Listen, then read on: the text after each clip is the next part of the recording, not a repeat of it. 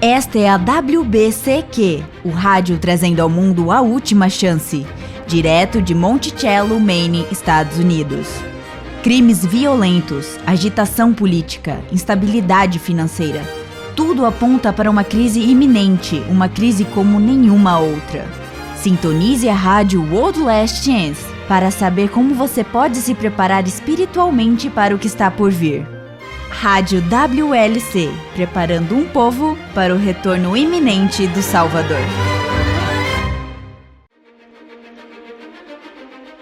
Nas últimas décadas, um número significativo de teólogos demonstrou que João, capítulo 1, verso 1, fala de apenas uma pessoa, a saber, o Pai, e que o verbo ou a palavra não é outra pessoa, ou seja, não é Yahushua Cristo, mas é de fato a palavra de Yahweh, que trouxe a criação de Gênesis, como no Salmo 33, verso 6, que diz que os céus por sua palavra se fizeram, e pelo sopro de sua boca o exército deles.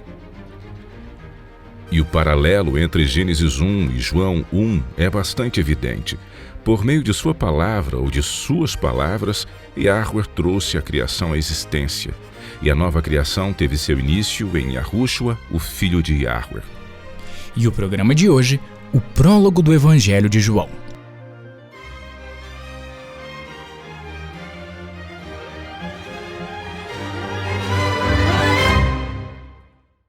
O termo hebraico para a palavra, que é davar, assim como o termo aramaico menra e o termo grego logos, significam mais do que simplesmente palavra, pois elas descrevem a autorrevelação de Yahweh e sua autoexpressão.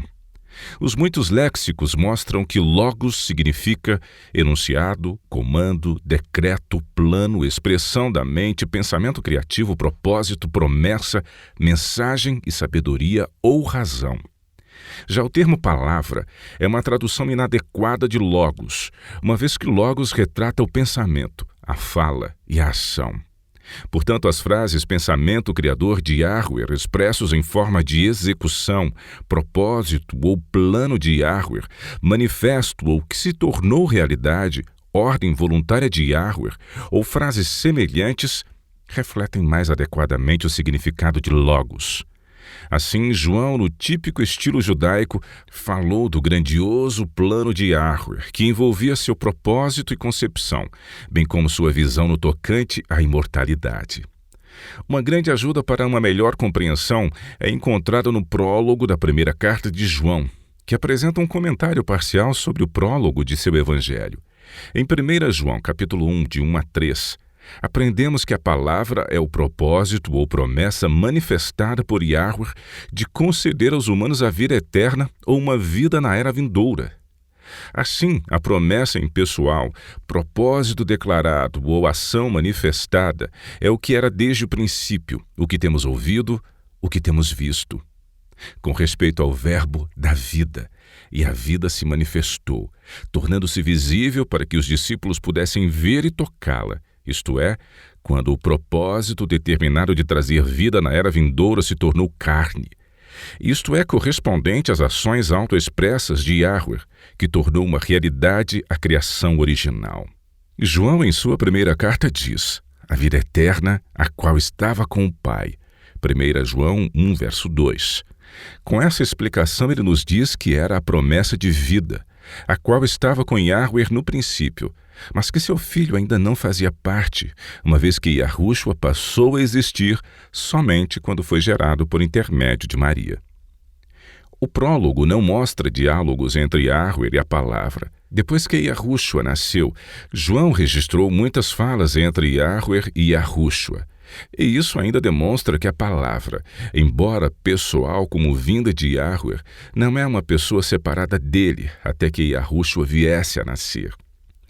Nossa compreensão do prólogo encontra ainda mais apoio quando examinamos seus detalhes intrínsecos, pois isso nos dá pistas de como entender seus vários elementos, Por exemplo, a referência de João àqueles que nasceram de Yahweh, capítulo 1, versos 12 e 13, mostra que é o propósito manifesto de Yahweh fazer uma nova criação, como também é reafirmado ao longo do Novo Testamento. E o versículo 18 mostra que ninguém jamais viu, conheceu a Yahweh, e, portanto, o plano da salvação de Yahweh é enviá-lo na forma de um homem, verso 14, para mostrar, revelar ou declará-lo, verso 18. De acordo com o versículo 17, tal revelação foi realizada pela lei apenas parcialmente. Mas a graça e a verdade e um conhecimento mais completo de Yahweh se tornaram realidade por meio de Yahushua Cristo. Curiosamente, o prólogo mostra paralelos notáveis com Provérbios 8, de 22 a 30, onde a sabedoria é personificada, mas nunca hipostatizada, ou seja, nunca uma pessoa real. Há também uma certa semelhança entre João 1, verso 1 e a introdução da carta aos Hebreus. A Nova Bíblia Americana exibe a poesia e o seu formato é o de prosa, que tem a mesma base do prólogo do livro de João. Uma forma poética ligeiramente diferente do prólogo é apresentada pelo teólogo católico Raymond Brown, como primeira estrofe, versos 1 e 2, terceira estrofe, versos 10 a 12b, segunda estrofe, versos 3 a 5, e a quarta estrofe é composta dos versos 14 a 16. E como essa forma poética não foi reconhecida em épocas passadas, o prólogo foi interpretado literalmente. Isso resultou na hipostasia da palavra nos versos 1 a 5, isto é, transformando a palavra em uma pessoa separada de Yahweh, situação essa que fez com que ocorresse um mal-entendido sobre a intenção de João. Quando uma peça literária é poética em sua forma, ela contém naturalmente uma linguagem mais voltada à metafórica, que neste caso é a linguagem figurativa da personificação.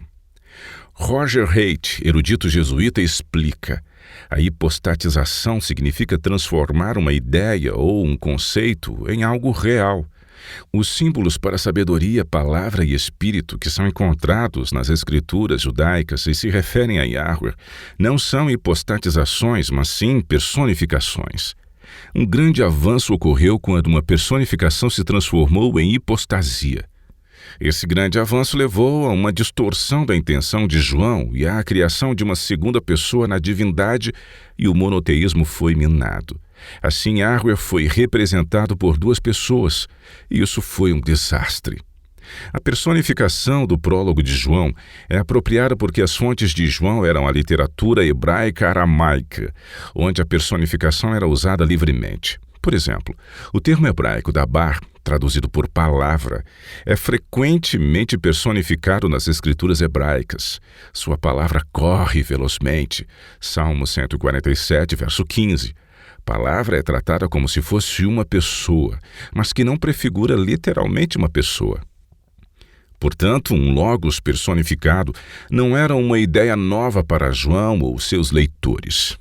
O fato de que logos ser no grego gramaticalmente do gênero masculino não significa que seja sexualmente masculino quando traduzido para o português.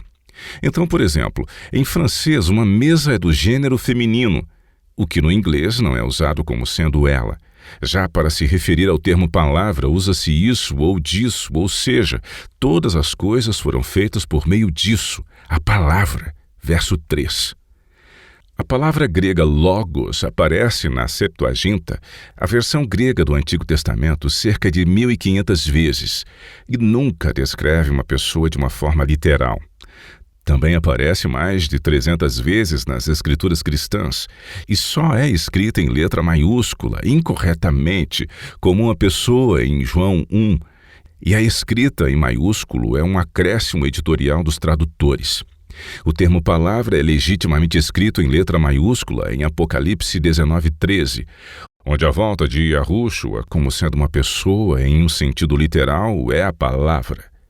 Como o Dr. Colin Brown, do Seminário Fuller, comenta, ler João 1, versículo 1, como se isso significasse no princípio era o Filho, está manifestamente incorreto. Professor de teologia da Heidelberg, H.H. Wendt, diz: não devemos criar problemas quanto ao significado de filo como palavra, como se fosse um ser pré-existente. E o que ele quis dizer é que não precisamos ser um seguidor do filósofo judeu Filo e pensar no termo palavra como uma personalidade distinta. O professor de divindade James Dunn diz: nos primeiros estágios do poema, João 1, ainda estamos lidando com a sabedoria, e não como um ser divino, mas como a expressão sapiente personificada de Yahweh. E novamente Roger Haidt diz: uma coisa é certa, o prólogo de João não representa o conhecimento descritivo direto de uma entidade divina ou como sendo chamada de verbo que desceu e se tornou um ser humano. Ler uma metáfora como um discurso literal é uma interpretação errônea. Nosso entendimento foi compartilhado por alguns dos primeiros pais da Igreja. O comentário de Orígenes sobre João diz: Logos, apenas no sentido da expressão do Pai, que veio a se manifestar em um filho quando Yahushua foi concebido. Tertuliano, de 155 a 230 d.C., traduz Logos como fala e afirma. É o uso simples de nosso povo dizer de João 1 que a palavra da revelação estava com Yahweh. Essa visão sobreviveu na Espanha e no sul da Gália até pelo menos no século VII. Em relação às traduções que antecederam a versão King James de 1611, 7 traduções principais usaram o P minúsculo para o termo palavra, e há inúmeras traduções desde 1611 que refletem o fato de que não há uma segunda pessoa mencionada em João 1, versículo 1. Por exemplo, a concordância de Diagló, a tradução de 1985 do historiador judeu Hugh Scofield e a tradução de 1993 de Robert Funk. Os exemplos do inglês moderno são: no princípio, Yahweh fez uso da palavra. Essa forma própria de se expressar, essa expressão ou essa palavra, estava com Yahweh e era Yahweh. J.B. Phillips. No princípio era o objetivo, o propósito na mente de Yahweh, o qual era Yahweh em sua própria existência. E este propósito tomou forma humana em Yahushua. G.B. Caird, Teologia do Novo Testamento. No princípio era a palavra divina e a sapiência. A palavra divina e a sapiência estavam lá com Yahweh. E estavam lá com Yahweh desde o princípio e tudo passou a existir por meio dele. Robert Funk. Vindo do alto, parece que uma tradução apropriada do versículo 1a poderia ser: no princípio era o propósito determinado, e o propósito estava com Yahweh. Digno de nota é o fato de que o poema é organizado no que é chamado de forma de paralelismo em cascata, no qual a última palavra de uma frase se torna a primeira palavra da próxima, e assim atingindo seu clímax. Abaixo estão mais alguns comentários que são traduzidos e que se referem ao verso 1. Versículo 1b. O propósito determinado era característico de Yahweh. Gramaticalmente, isso pode ser traduzido como a palavra era Yahweh ou a palavra era semelhante a Yahweh, da própria natureza e caráter de Yahweh ou divino. A falta de um artigo definido significa predicação em vez de identificação, notas do NAB. Isso significa que a palavra tinha a natureza de Yahweh, mas não era equivalente a Yahweh. O artigo de Philip Harner, intitulado Substantivos Predicados Qualitativos Anacros, afirma que esses tipos de substantivos, ao precederem a um verbo, do qual a segunda ocorrência de teós em João capítulo 1, verso 1 é um exemplo, podem funcionar principalmente para expressar a natureza ou caráter do sujeito. A intensidade qualitativa do predicado é tão evidente que o substantivo não pode ser considerado como definido. O Manual de Gramática de Dena e Mente do Novo Testamento em grego apresenta o mesmo ponto, assim como a série de manuais da UBS que diz: visto que o substantivo Yahweh não vem precedido de um artigo, Yahweh é claramente o predicado e a expressão a palavra é o sujeito. Isso significa que aqui Yahweh é o equivalente a um adjetivo, e isso justifica a tradução feita dizendo que a palavra significava o mesmo que Yahweh, e as seguintes traduções refletem este ponto gramatical. A palavra estava com Yahweh e compartilhava a sua natureza. Interpretação do tradutor. E o que Yahweh era Era essa também a palavra, Bíblia inglesa revisada. A natureza da palavra era a mesma que a natureza de Yahweh, Berkeley. A palavra era divina, Moffat e também Smith Goodspeed. Não há uma explicação do porquê colocar o termo palavra em maiúscula na frase a palavra era Yahweh, como se palavra significasse uma segunda pessoa. Uma identidade única com Yahweh é incorreta porque destrói o monoteísmo sem par. Yahweh é uma única pessoa das Escrituras. Para nós há apenas um só Yahweh, o Pai. 1 Coríntios 8:6. Também João 17:1 e 3 e 1 Timóteo 2:5.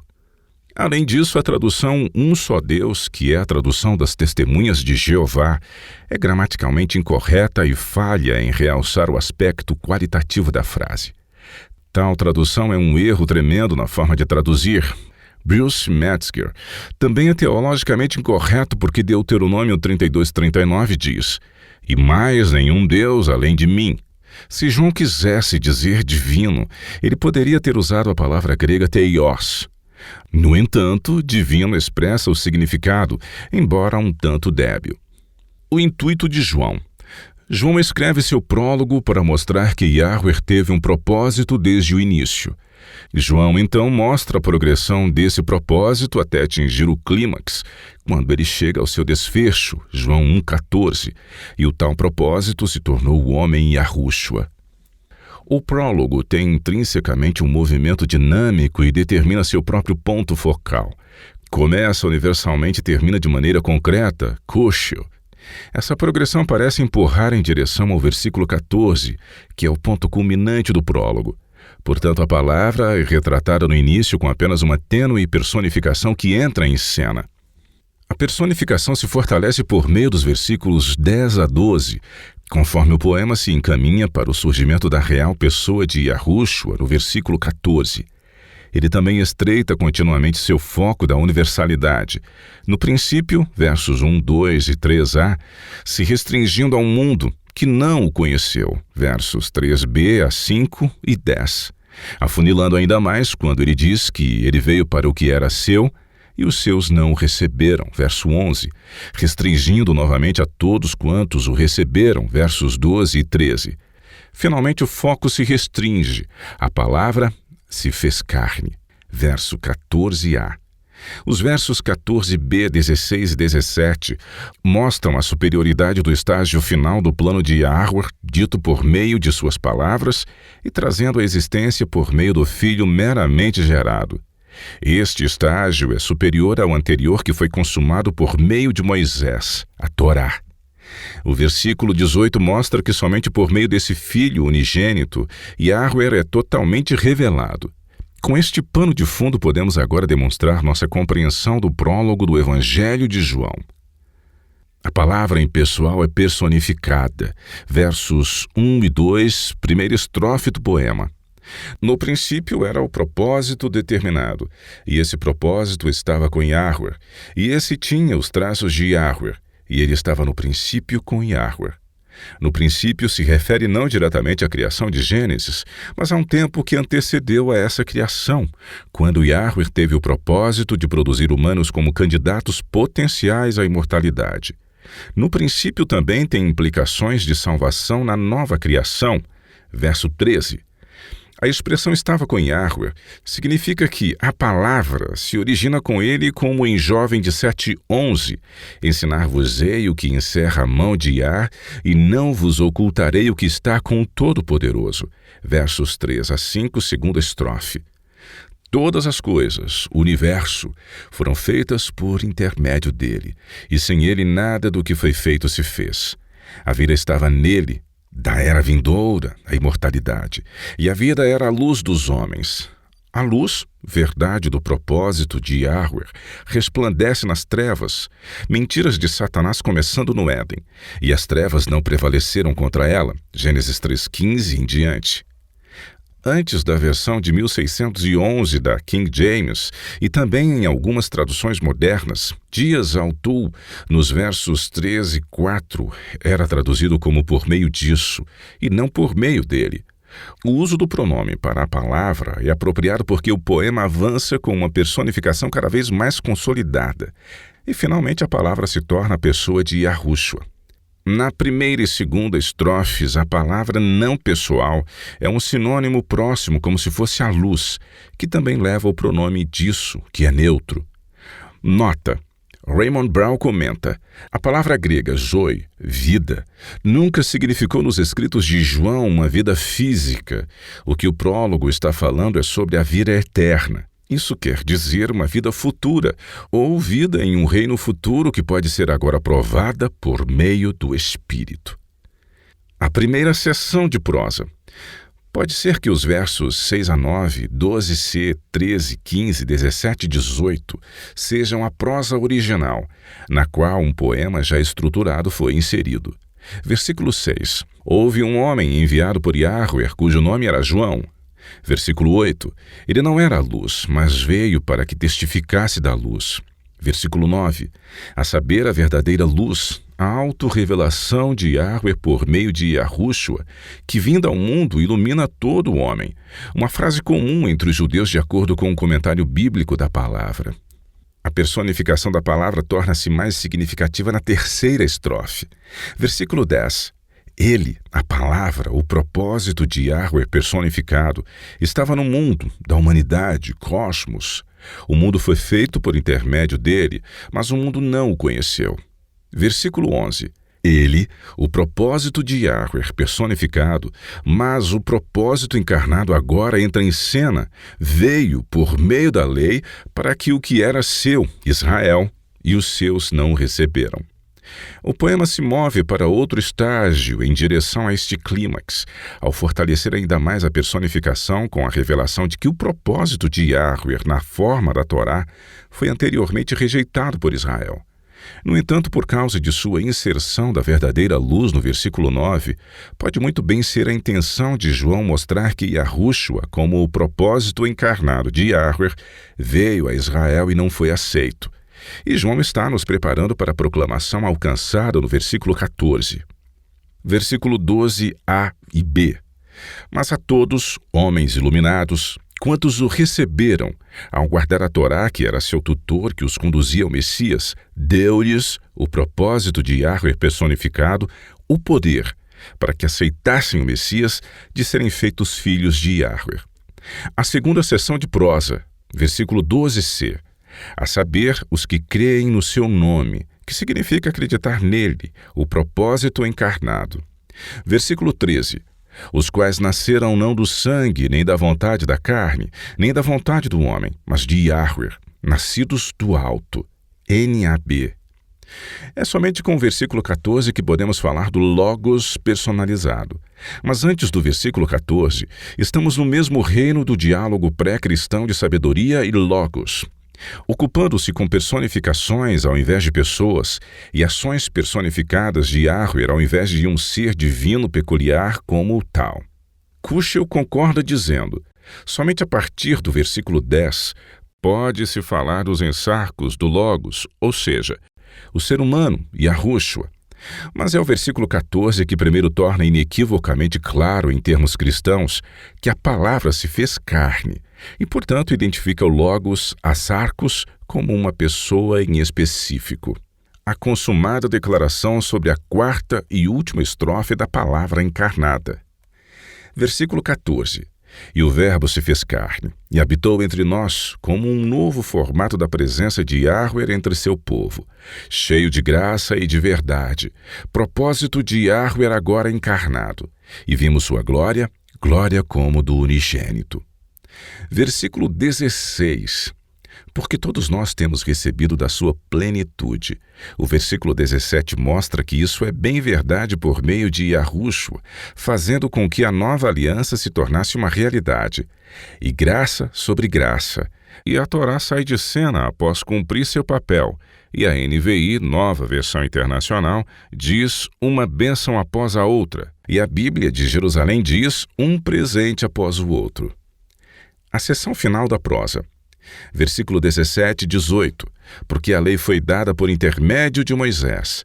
A graça e a verdade vieram por meio de Yahushua Cristo. Ninguém jamais viu, revelou a Yahweh. O Deus unigênito que está no seio do Pai é quem o revelou. Em suma, talvez os pontos mais úteis sejam o entendimento de que o termo palavra é inadequado para expressar o significado de logos e que a maior parte do prólogo é uma poesia, o que indica uma forte probabilidade de significado metafórico para o termo palavra, como o paralelo criado por meio da passagem de Provérbios 8, sabedoria. Além disso, como Kushel diz, o prólogo tem intrinsecamente um movimento dinâmico e determina seu próprio ponto focal. Começa universalmente e termina de maneira concreta. E esse fator realmente torna difícil voltar para qualquer estágio anterior ao do prólogo. Esse movimento no poema que avança para frente indica de uma forma sólida que Yahushua é o que a palavra se tornou apenas a partir do versículo 14, e em nossa opinião não antes do versículo 11, tornando impossível que houvesse uma pessoa pré-existente em João 1, versículo 1. Uma segunda pessoa, que na verdade é Yahweh, contradiria todo o resto das Escrituras, como também a Yahushua em João 17,3, que diz: que te conheçam a ti, o único Yahweh verdadeiro. Distinto professor do Novo Testamento, T.W. Manson, expõe nossa visão de uma forma incrível. Duvido muito que João pensasse no Logos como uma pessoa. A única pessoa em cena é Yahushua, o filho de José de Nazaré. Essa pessoa incorpora o Logos tão plenamente que Yahushua se manifesta de uma forma completa no tocante a Yahweh. Mas em que sentido estamos usando a palavra incorpora? Para João, cada palavra de Yahushua é como se fosse uma palavra proferida pelo Pai, por Ray Faircloth.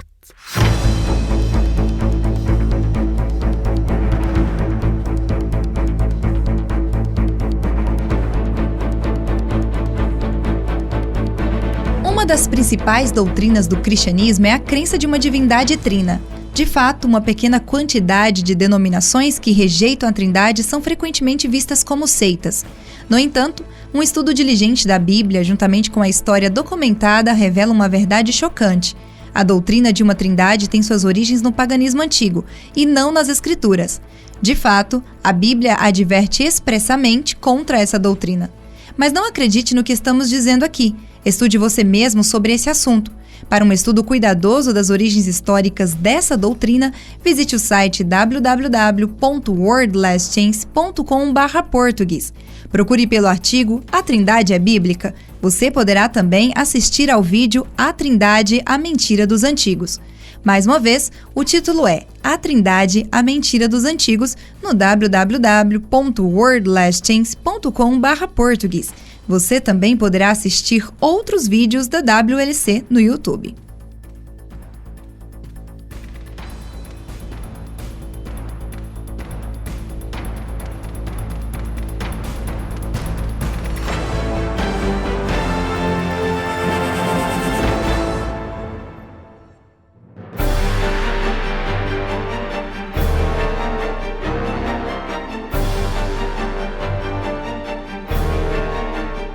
Muitos adultos gostariam de ter tido a oportunidade de estudar religião na faculdade, mas não tiveram esta chance.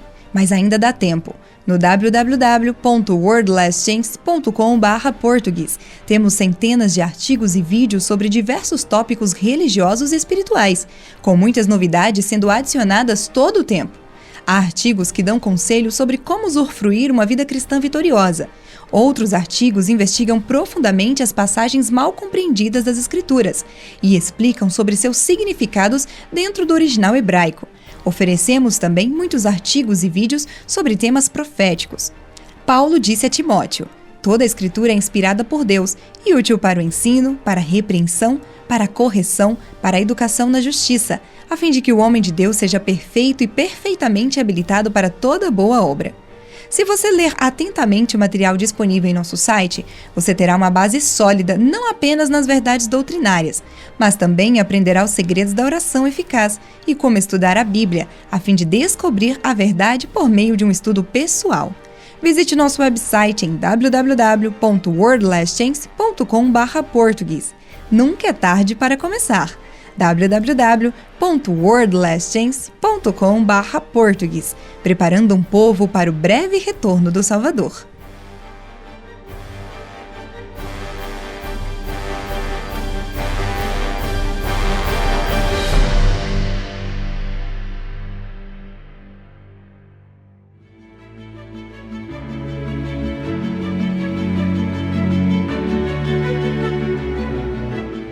Você está ouvindo a Rádio World Last Chance, na WBCQ, na frequência de 9.330 kHz, na faixa de 31 metros. Rádio World Last Chance, preparando um povo para o breve retorno do Salvador.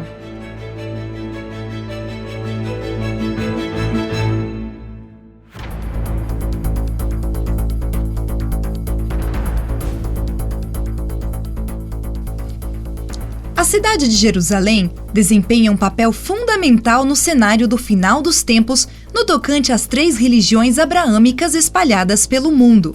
O judaísmo, o cristianismo e o islamismo têm expectativas apocalípticas centradas em torno desta cidade antiga. No entanto, todos devem estar alertas, pois essas crenças são meramente parte de um engano obscuro do final dos tempos de proporções gigantescas. Saiba mais sobre este engano perigoso no www.worldlastchance.com/português. Procure por Jerusalém, crucial para os últimos dias, no www.worldlastchance.com/português. Mais uma vez, o título é Jerusalém, crucial para os últimos dias, no www.worldlastchance.com/português. Visite-nos hoje!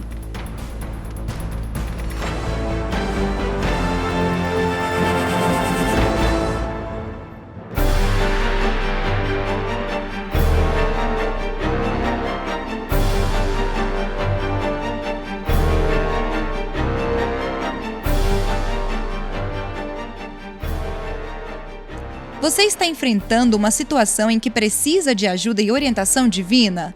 Há poder na oração. Yahweh está disposto e desejoso em responder uma oração de fé. Se você gostaria que outras pessoas se juntassem a você em oração, visite nosso site e clique em Pedidos de Oração. A equipe da WLC ora diariamente por uma lista de pessoas e outros podem se unir a você de diferentes partes do mundo, buscando a face do Pai. Lembre-se, a oração move o braço do Onipotente. Permita que nos juntemos a você em oração no www.worldlastchance.com/português.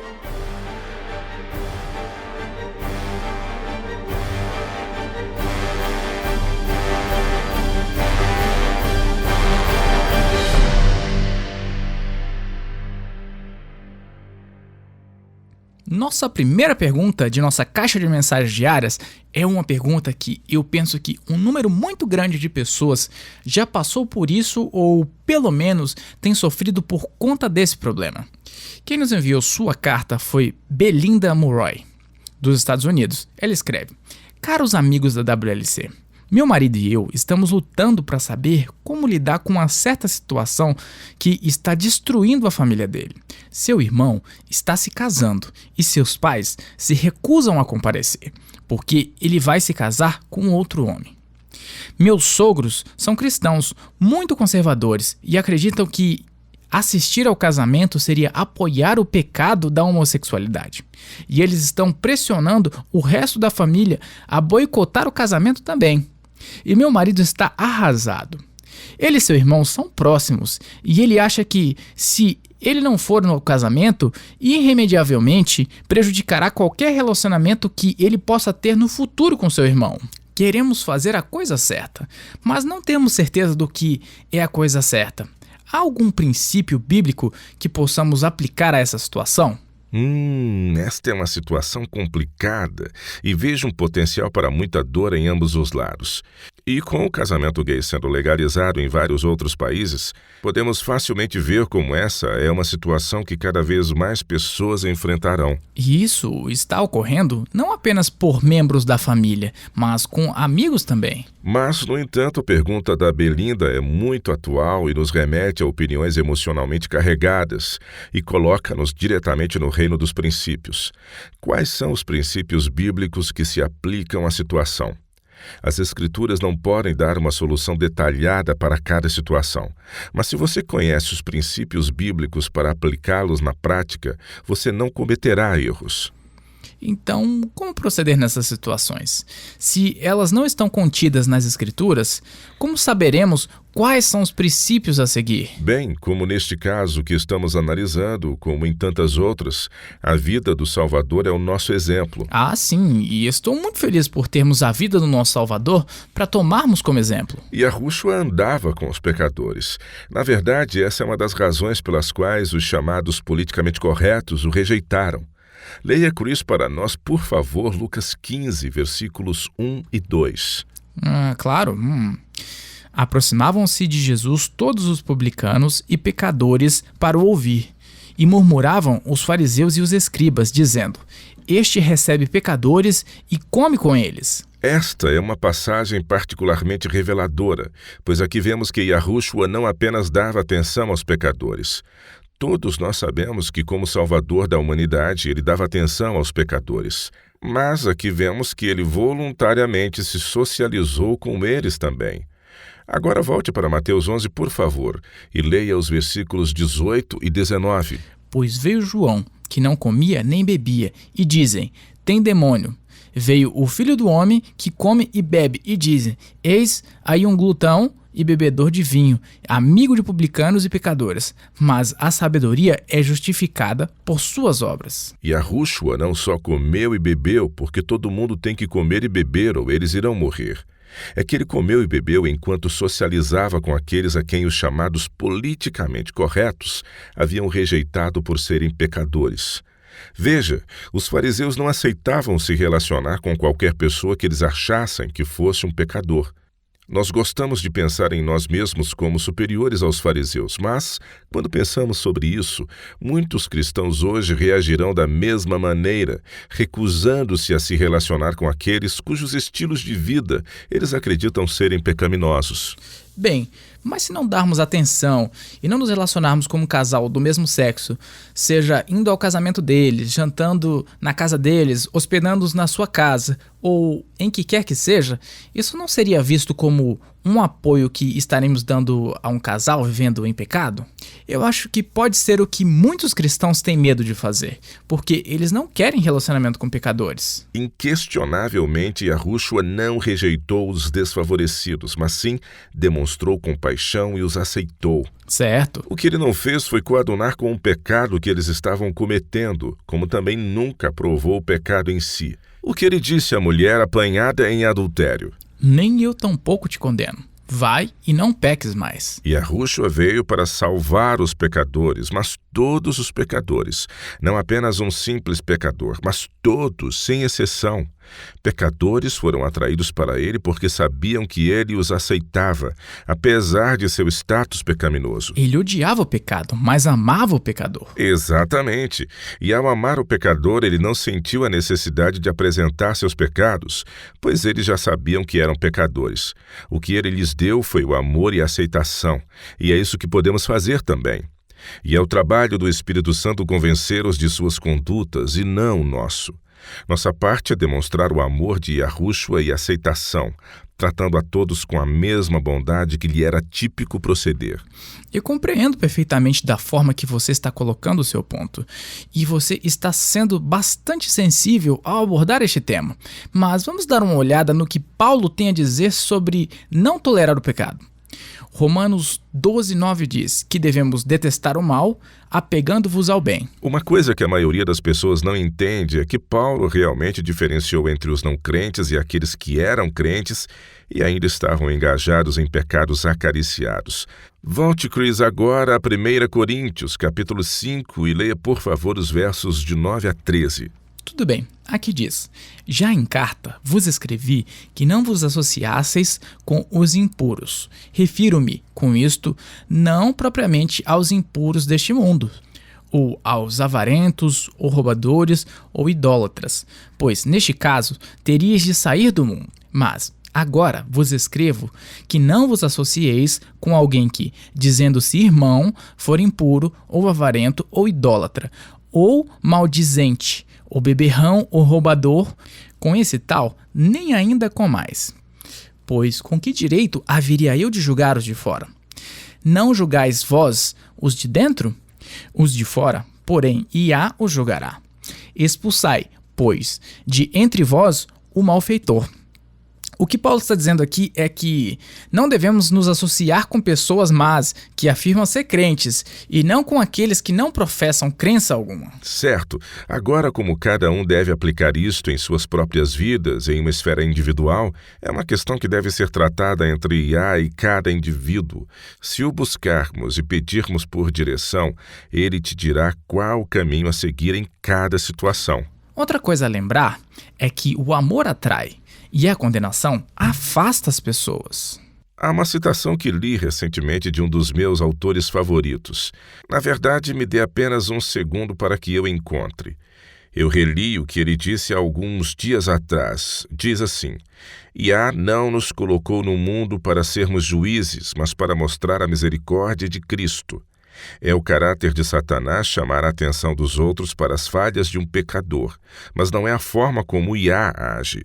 Cristo é o único verdadeiro que pode ler a alma, o único que pode medir o arrependimento e conhecer o seu valor genuíno. E o homem que assume a responsabilidade de julgar o pecador será considerado com maior culpa do que aquele que ele condena. Nós devemos fazer tudo pensando como Yahweh faria e não da forma como achamos que deve ser, e se errarmos, que seja pela misericórdia e não pelo lado da austeridade. Cristo veio para habitar com a raça humana e ele se identifica com a humanidade em todos os detalhes da nossa experiência diária. Tenha cuidado como você lida com as mentes humanas. Cristo pagou o preço do resgate por cada um de nós. Eu gosto desse pensamento. Se errarmos, que erremos para o lado da misericórdia. Ok, próxima pergunta. Ela vem de... eu não sei quem mandou ou de onde que é essa pergunta. É anônima, mas é uma ótima pergunta. E é uma pergunta que eu acho que todos nós já enfrentamos em um momento ou outro. A pessoa escreve: eu fiz algo que sabia estar errado e agora estou atormentada com os sentimentos de culpa e indignidade. Eu conscientemente pequei. E agora eu sinto que eu nunca devia ter feito o que fiz. Há alguma esperança para mim? Perdi a minha salvação? Primeiro de tudo, quero dizer que conscientemente pecar não é o que vai mantê-la fora do reino de Yahweh nesta terra. Dizem que Eva foi enganada, mas Adão não foi. É isso mesmo. Ele conscientemente pecou, não foi? Sim, então conscientemente pecar não é o que vai manter alguém fora do reino de Iá. O fato de se recusar a se arrepender e continuar em rebelião, rejeitando o perdão oferecido, isso sim é o que manterá uma pessoa fora do seu reino. Vamos agora para Apocalipse 12 e ler os versos 9 e 10. E foi expulso o grande dragão, a antiga serpente, que se chama Diabo, e Satanás, o sedutor de todo mundo. Sim, foi atirado para a terra, e com ele os seus anjos. Então ouvi grande voz do céu, proclamando: agora veio a salvação, o poder, o reino do nosso Deus e a autoridade do seu Cristo, pois foi expulso o acusador de nossos irmãos, o mesmo que os acusa de dia e de noite, diante do nosso Deus. Observe como Satanás é chamado aqui, o acusador de nossos irmãos. Esta pessoa que nos escreveu está atolada com tanta culpa porque Satanás está acusando ele ou ela de conscientemente pecar. Mas somos todos pecadores. Romanos 3:23 diz que todos pecaram e carecem da glória de Iá. Mas, em primeiro lugar, é por isso que Yahushua foi enviado, para buscar e salvar os perdidos. Isso é bem verdade. Eu quero dizer uma coisa, e estou me referindo a todos, porque todos nós pecamos. Se você está se sentindo sobrecarregado com o peso da culpa, aceite como um sinal de estímulo que não é tarde demais para ser salvo. A porta da graça ainda não se fechou e o próprio fato de você estar lutando com sentimentos de culpa diz que ainda há esperança para você. Porque se seu coração estivesse realmente endurecido em pecado e se fosse tarde demais para você, você não estaria se sentindo assim. Seu coração estaria tão endurecido que a voz do Espírito de Iá não teria absolutamente nenhum efeito em você. esse é o pecado imperdoável, não é? Rejeitar a salvação até que seu coração não mais se importe. Quando você se sentir sobrecarregado com culpa e dúvida, reconheça que esses sentimentos estão vindo de Satanás, o acusador dos irmãos. Ele sabe que todos os que se achegam a Iá serão aceitos e perdoados. Assim, ele tenta ao máximo destruir a fé de qualquer um que ele veja que seus corações estejam inclinados à verdade e à justiça. Não ouça o diabo. Vá para Iá de qualquer maneira e da forma como você está. Não espere pelas mudanças, pois sozinho você não conseguirá. Além disso, ele não espera que você faça isso. Apenas vá até ele e aceite o perdão que ele está te oferecendo. E o que vem a mim, de modo nenhum o lançarei fora. Amém. Amigos, a especialidade do nosso Salvador é a de salvar pecadores, e ele se deleita em fazer isso. Para encerrar, gostaria de acrescentar mais uma promessa bíblica. 1 João capítulo 1, verso 9. E tenho certeza que você memorizou este verso, Chris. Claro que sim. E é um dos meus favoritos. Ele diz: se confessarmos os nossos pecados, ele é fiel e justo para nos perdoar os pecados e nos purificar de toda injustiça. Ele não apenas perdoará nossos pecados, mas também nos purificará e nos restaurará de tudo o que cometemos, como se nunca tivéssemos cometido coisa alguma. Se você for tentado novamente, isso não significa que você não tenha sido perdoado. Significa simplesmente que você está recebendo uma segunda chance para escolher entre o certo e o errado, e pelo poder de Iá, você poderá escolher o certo. Grande verdade. E muito profundo também. Bem, isso é tudo que temos para hoje. Se você tiver alguma pergunta ou comentário, gostaríamos de receber suas cartas. Basta ir ao nosso site em www.wordlesschance.com/português e clicar no ícone Rádio WLC. Se não conseguirmos que a sua pergunta seja respondida no ar, faremos o possível para abordá-la em nosso site.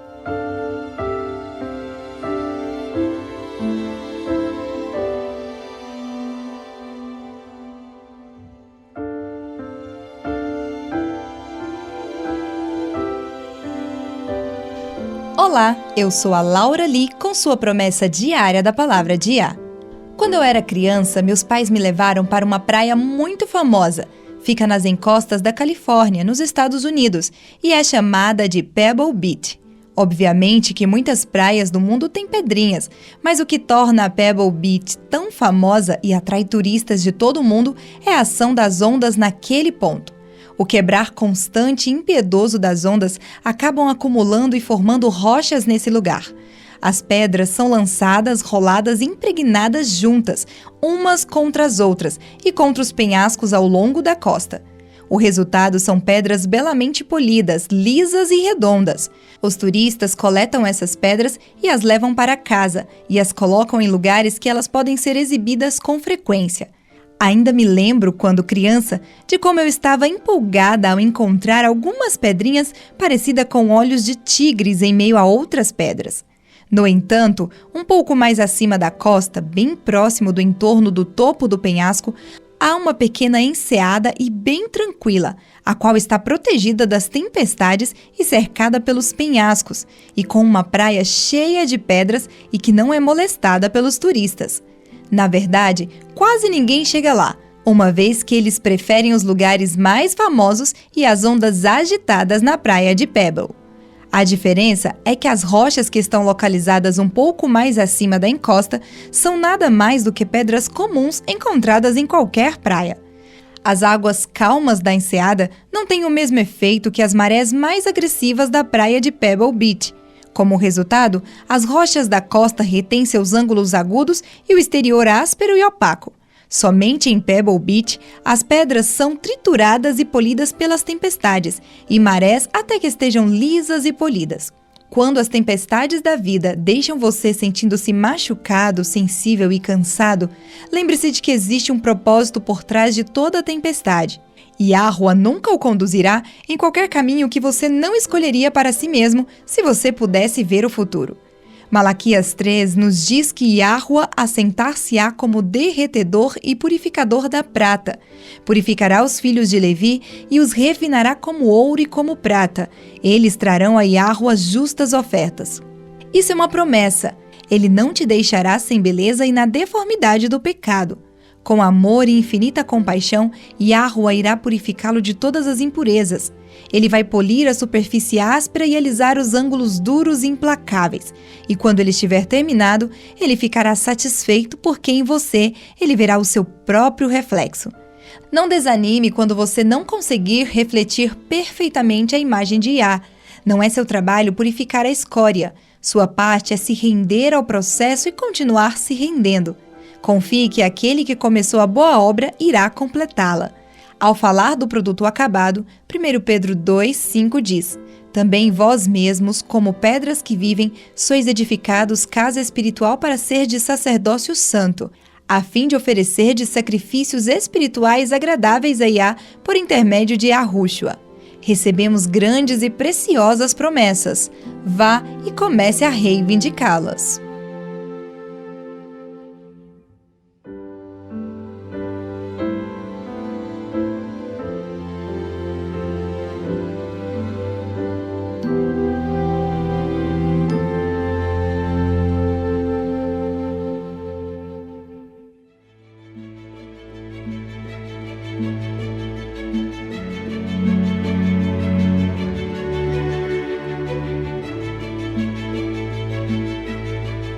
Muitos adultos gostariam de ter tido a oportunidade de estudar religião na faculdade, mas não tiveram esta chance.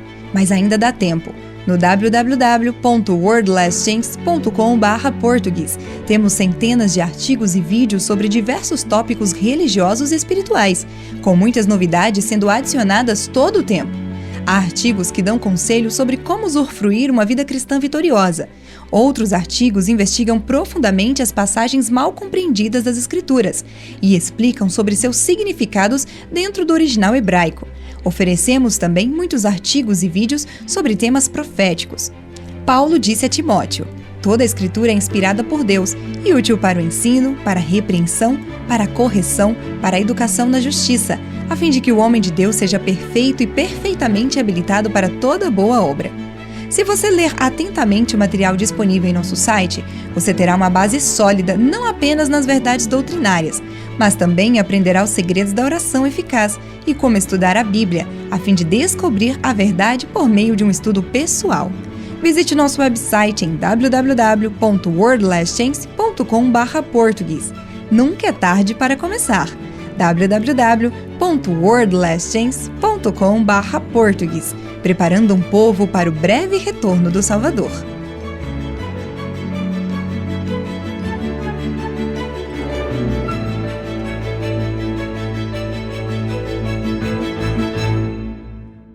Obrigado, caro ouvinte, por ouvir mais esse programa da Rádio WLC. Estamos vivendo em tempos bastante solenes e o mundo está à beira de um desastre. Em um futuro bem próximo, ocorrerão eventos catastróficos que encerrarão esta era e darão início à próxima. Em sua grande misericórdia, Yahua revelou por meio das profecias o que o futuro nos reserva. Apocalipse 8 prediz uma série de eventos, e cada um pior do que o anterior, os quais devastarão o nosso planeta. Os suprimentos de alimentos do mundo serão dizimados pela fome, e, como resultado, diversas pestilências tomarão conta da humanidade. E assim como os suprimentos de alimentos serão atingidos, os suprimentos de água potável também seguirão esse mesmo caminho. Apocalipse 9 revela que os demônios fingirão ser extraterrestres e o terror e a devastação dessa chamada invasão alienígena deixará a todos desesperados por falta de segurança, a qual será desejada a qualquer custo. A liberdade de viver e adorar, como dita a consciência, se tornará uma coisa do passado. Muitas falsidades serão reveladas durante a série de eventos que se seguirão. E quando a marca da besta for imposta, veremos muitos mártires sofrendo pela sua fé. A cada trágico evento será uma alusão em preparação para um próximo que se seguirá, assim como um grito de misericórdia conclamando a todos ao arrependimento, pois Yahweh não deseja que ninguém pereça, mas que todos cheguem ao arrependimento. Logo após os eventos descritos em Apocalipse 8 e 9, as 7 últimas pragas serão derramadas, as quais não têm precedentes na história humana. Em um sentido muito real, esses eventos dizimarão a terra. Isaías 24 adverte, abre aspas, eis que Yahweh vai devastar e desolar a terra, vai transtornar a sua superfície e lhe dispersar os moradores. A terra cambaleará como um bêbado e balanceará como rede de dormir. A sua transgressão pesa sobre ela. Ela cairá e jamais se levantará. Fecha aspas. Entretanto, o que tem de se considerar é que há esperança para os crentes. E ao descrever o fim desta era, Yahushua disse em Lucas 21:28, abre aspas, ora, ao começarem estas coisas a suceder, exultai e erguei a vossa cabeça, porque a vossa redenção se aproxima. Fecha aspas. Sim, os últimos dias serão dramáticos. Pelo menos é assim que nos é dito por meio das Escrituras.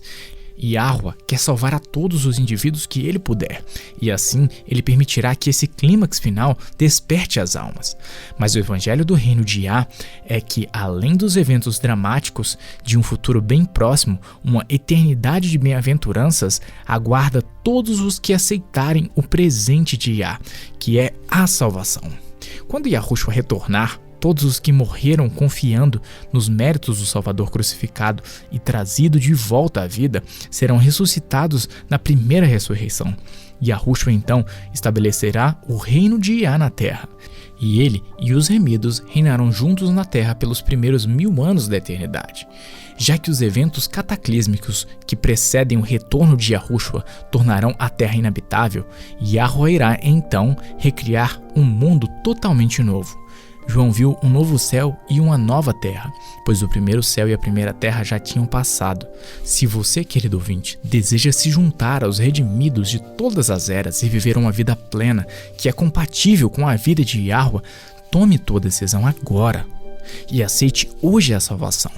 Você não precisa se preparar, e a verdade nua e crua é que você não tem formas de alcançar esse intento, muito menos eu.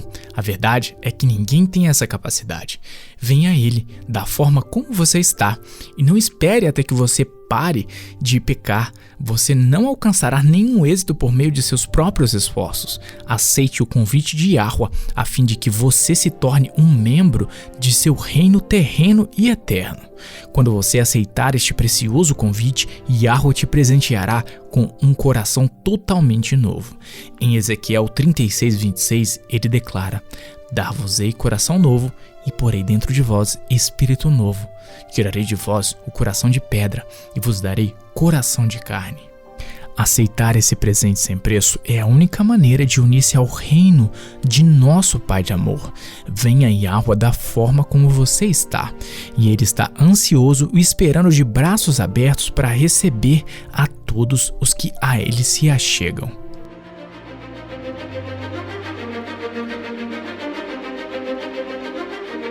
Você ouviu a rádio WLC. Este programa, bem como os episódios passados na rádio WLC, estão disponíveis para download em nosso site. Eles são excelentes para compartilhar com amigos e em estudos bíblicos. É também um recurso fantástico para aqueles que realizam seus cultos a Yahweh, sozinhos ou com a família. Se você deseja ouvir os programas da rádio WLC, visite nosso site no www.worldlastchance.com/português. Clique na opção WLC Rádio na parte superior esquerda da página inicial. Isso permitirá que você baixe os episódios no seu idioma preferido. Há também artigos e vídeos disponíveis em diversos idiomas. Participe conosco novamente amanhã com uma nova mensagem cheia de verdade na WBCQ, em 9.330 kHz, na faixa de 31 metros. Rádio World Last Chance, preparando um povo para o breve retorno do Salvador.